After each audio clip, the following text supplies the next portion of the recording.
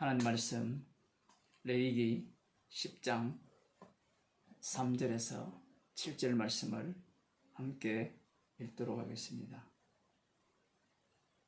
모세가 아론에게 이르되 이는 여호와의 말씀이라 이르시기를 나는 나를 가까이 하는 자 중에 내가 거룩하다 함을 얻겠고 온 백성 앞에 내가 영광을 얻으리라 하셨느니라.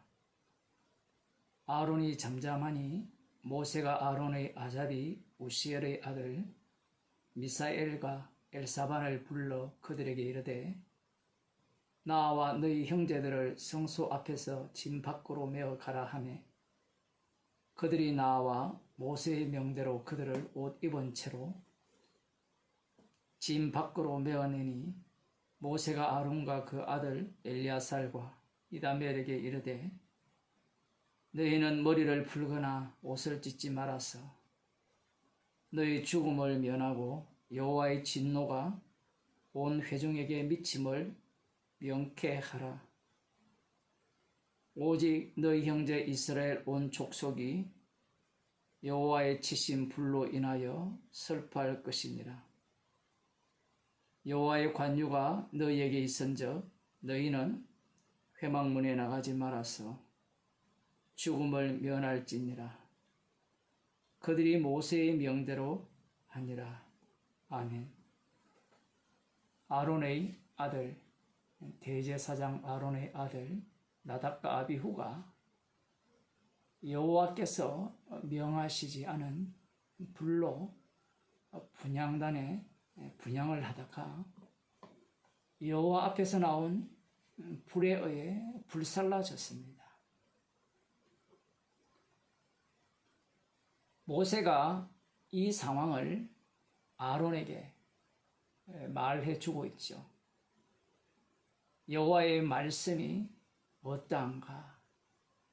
왜 나답과 아비후를 불살르셨는가?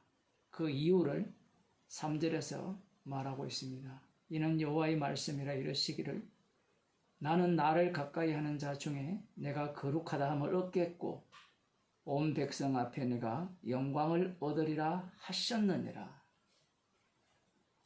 그러자 아론이 잠잠했다. 이렇게 말씀하고 있죠. 왜 아론에게 모세가 여호와의 말씀을 이렇게 전달하는가? 여호와께서 왜 이렇게 말씀하시는가? 우리들도 그러하죠. 대제사장 가문이라면 그 가문이 보통 가문이 아니지요. 한 나라의 대제사장이라면 얕볼 수가 없잖아요. 그리고 그 대제사장의 권위라고 할까요? 그러한 부분도 만만치 않은 겁니다. 제사장 위임식이 끝난 후 일어난 사건입니다. 하나님께서 모세를 통하여서 아론에게 하시는 말씀의 취지는 내가 제사장을 왜 세웠는가? 제사장을 세운 이유를 나답과 아비후를 불사르심으로 말미암아 보여주고 계신 거죠. 나는 나를 가까이 하는 자들로부터 거룩하다 함을 얻겠고 온 백성 앞에 내가 영광을 얻으리라. 나답과 아비후를 불사르신 이것은 여호와께서 거룩하다 하심을 얻기 위함이에요. 우리들의 생각에는 긍정적인 면, 그들을 살려서 거룩하심을 얻는 방식을 생각할지 모르지만 여호와께서 거룩하심을 얻는 방식은 율법의 위반자죠. 하나님께서 명하시지 않는 불을 갖고 분향단에 향을 올릴 경우에 불살라 버리심으로 말미암아 거룩함을 드러내시고 온 백성 앞에서 내가 네 영광을 얻겠다라고 하십니다. 이것도 참 어려운 말씀이죠. 이스라엘 백성들이 나답과 아비후가 죽는 것을 보고 무슨 하나님께 영광을 돌리겠습니까?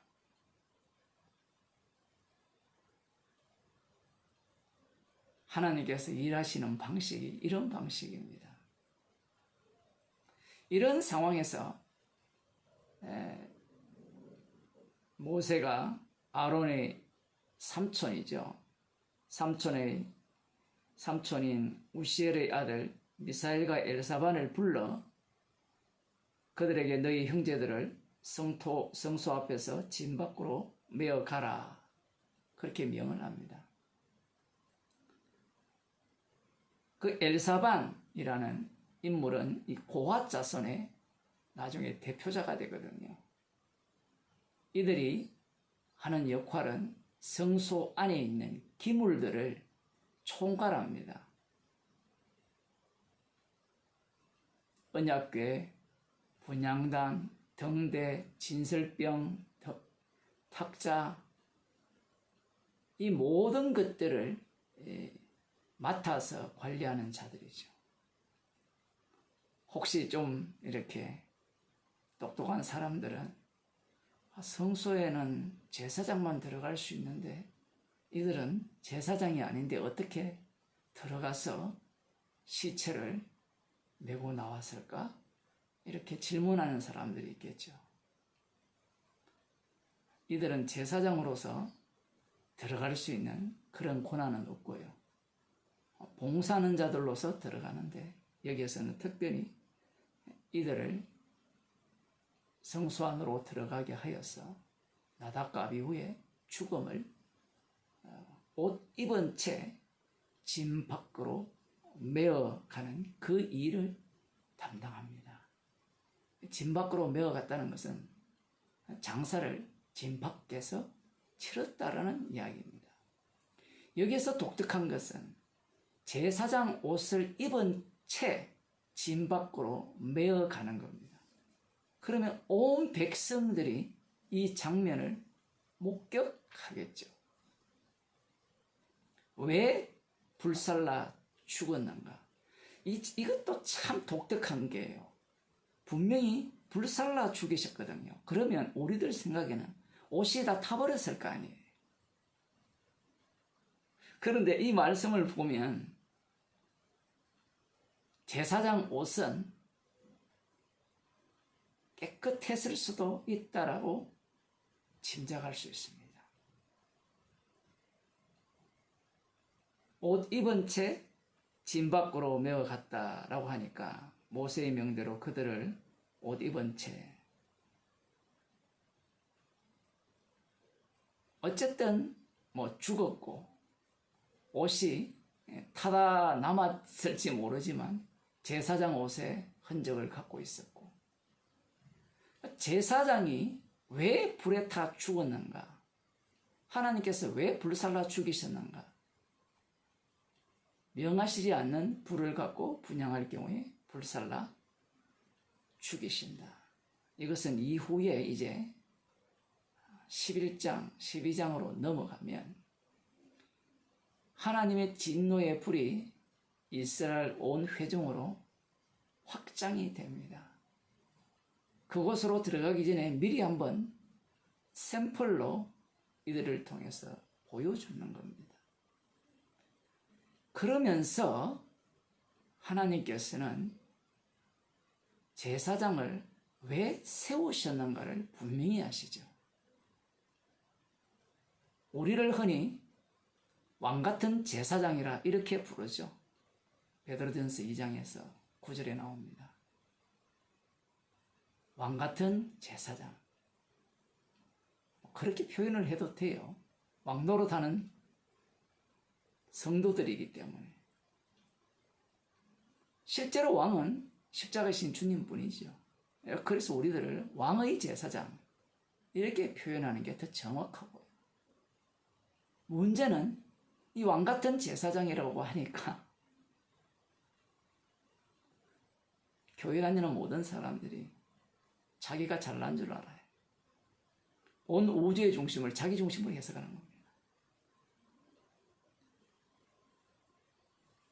모세가 아론과 그 아들 엘리아살과 이다멜에게 말을 하죠. 너희는 머리를 풀거나 옷을 찢지 말아서 너희 죽음을 면하고. 아들이 죽었습니다. 형제가 죽었어요. 미워하는 아들, 죽었으면 좋겠다는 아들이 죽으면 뭐 슬퍼하겠습니까? 박수치고 웃겠죠. 잘 죽었다고. 아니 유산을 함께 나누어 받을 형제가 죽으면 신이 나는 일이 아닙니까? 부모가 한 100억을 갖고 있다가 돌아가시면 아들이 4명이면 4분의 1씩밖에 안 돌아가는데 둘이 죽어버리면 그 반반씩 나누니까 얼마나 좋은 일이에요. 그러나 지금 여기에서는 그런 관계가 아니에요. 지금 아론과 그 아론의 아들들, 나답과 아비후의 형제들, 엘라살과 이드말이죠. 이들은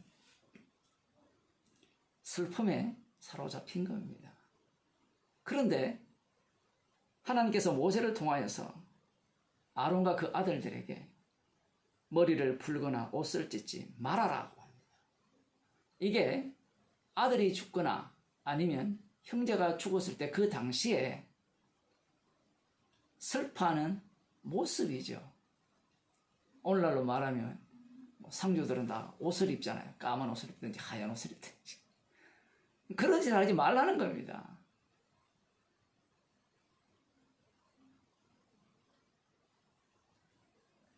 아마 오늘날 이런 말씀을 읽으면 말도 안 되는 소리를 지금 성경에서 하고 있잖아요. 아들이, 자식이 죽었는데, 형제가 죽었는데 눈물 한 방울 안 흘린다? 안 흘린다가 아니고 흘리지 말아예요. 자기는 울고 싶은데. 아론과 그 아들들 엘라살과 이드말은요, 머리를 풀고 옷을 찢고 울고 싶어요. 그런데 하나님의 명은 울지 말라는 겁니다. 왜? 내가 너희들을 왜 세웠느냐는 겁니다. 너희들은 나의 거룩과 영광을 위해서 세웠지, 아들, 형제 생각하라고 세운 게 아니라는 겁니다.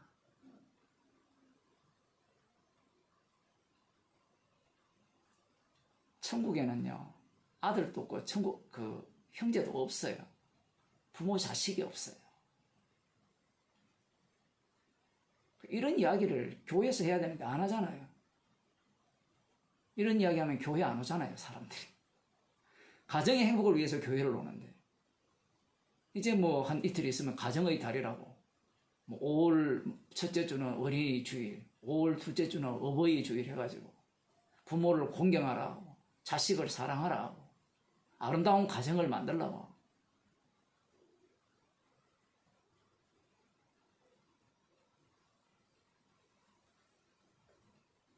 그렇게 하면 너희를 죽이겠다고 합니다. 아들을 위해서 슬퍼하거나 머리를 풀거나 옷을 찢거나 형제를 위해서 머리를 풀거나 옷을 찢으면 죽이시겠다는 거예요. 이 강제입니다, 강제. 제사장은 하나님의 거룩과 영광을 위해서 존재하는 자들입니다. 그러면서 하시는 말씀이 여호와의 진노가 온 회중에게 미침을 명쾌하라. 무서운 말씀을 하시죠. 그 너희들이 만일에, 이게 뒤까지 보면 어떤 의미인가 하면 이런 겁니다. 지금 나답과 아비후가 죽은 것은 하나님의 진노가 이스라엘 가운데 임했다는 겁니다. 만일에 너희들이 나답과 아비후가 죽은 것으로 인하여서, 아들이 죽은 것으로 인하여서, 형제가 죽은 것으로 인하여서 머리를 풀거나 옷을 찢는다면 너희들을 죽이겠다는 거예요. 너희들가 죽으면 온 이스라엘에 진노가 미치는 거죠. 제사장이 없는 이스라엘은 이스라엘이 아닙니다.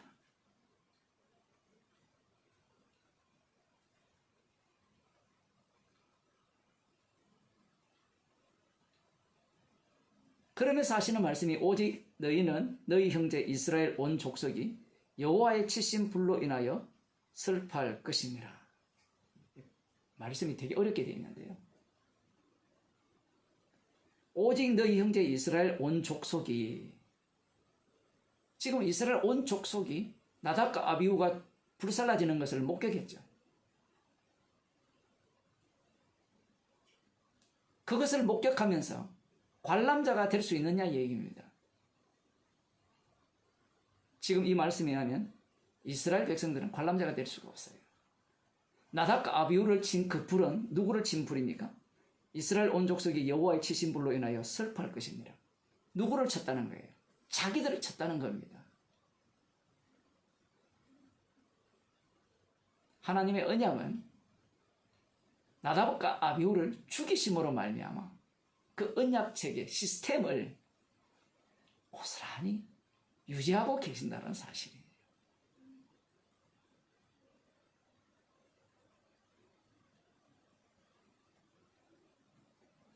제사장이 죽었는데 우리가 왜 슬퍼해?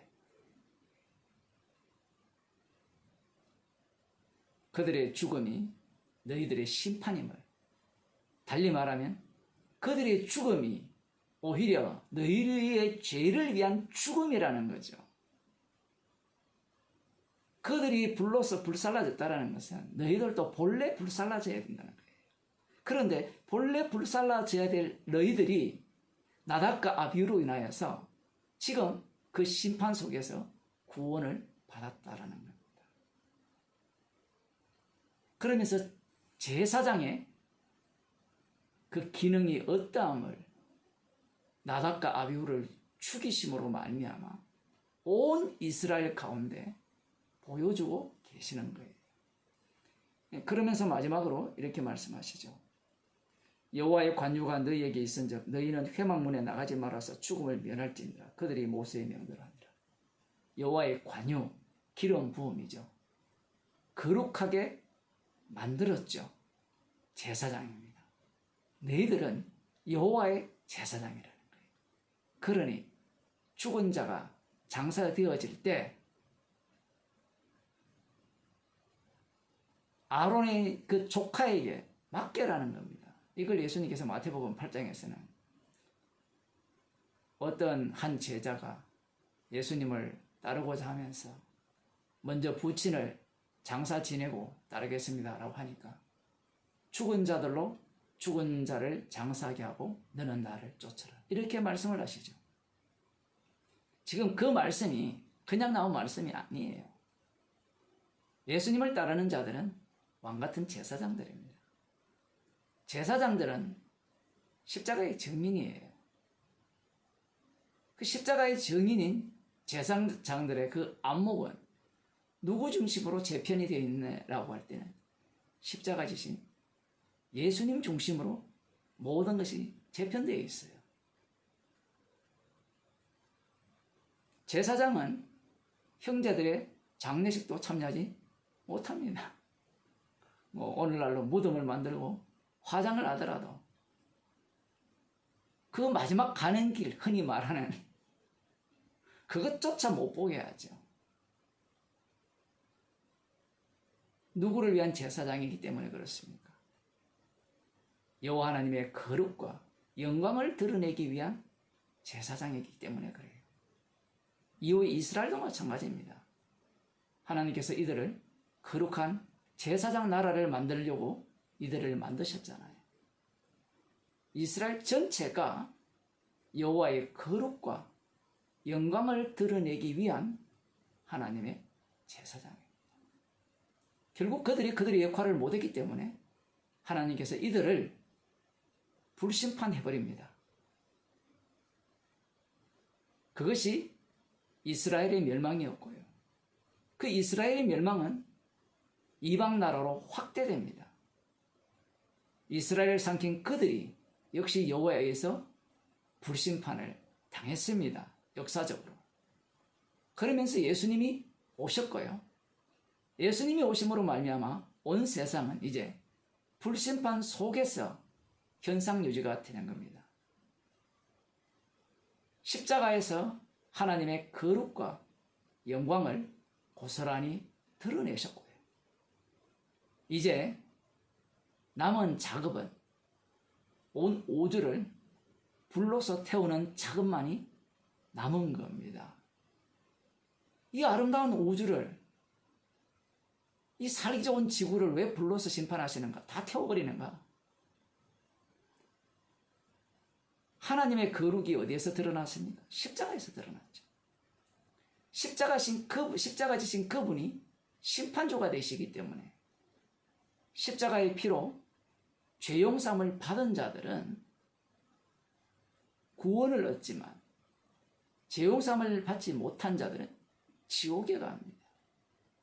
지옥에 가는 그들과 함께 이 세상을 불로서 심판하심으로 말미암아 주님의 거룩과 영광, 십자가의 거룩과 그 영광을 온 우주에 고스란히 드러내시는 겁니다.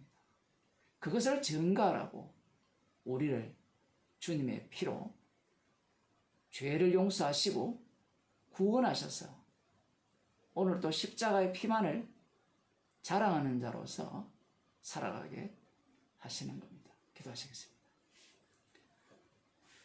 하나님 아버지, 영원한 대제사장이신 예수님의 심판주 되심을 드러내기 위해서, 증거하기 위해서 이 세상을 만드셨고 이스라엘을 만드셨고 저희들을 구원하셨음을 말씀을 통하여 들려주심을 감사드립니다. 나를 위한 구원이 아니라 십자가에 피 흘리신 주님을 위한 구원임을 날마다 저희들에게 깨우쳐 주시고 우리의 인생이 나의 꿈과 희망과 행복을 위한 인생이 아니라 십자가에 피 흘려 죽으신 주님의 죽으심만을 자랑하는 감사하는 인생이 되게 하여 주옵소서. 예수님 이름으로 기도드리옵나이다.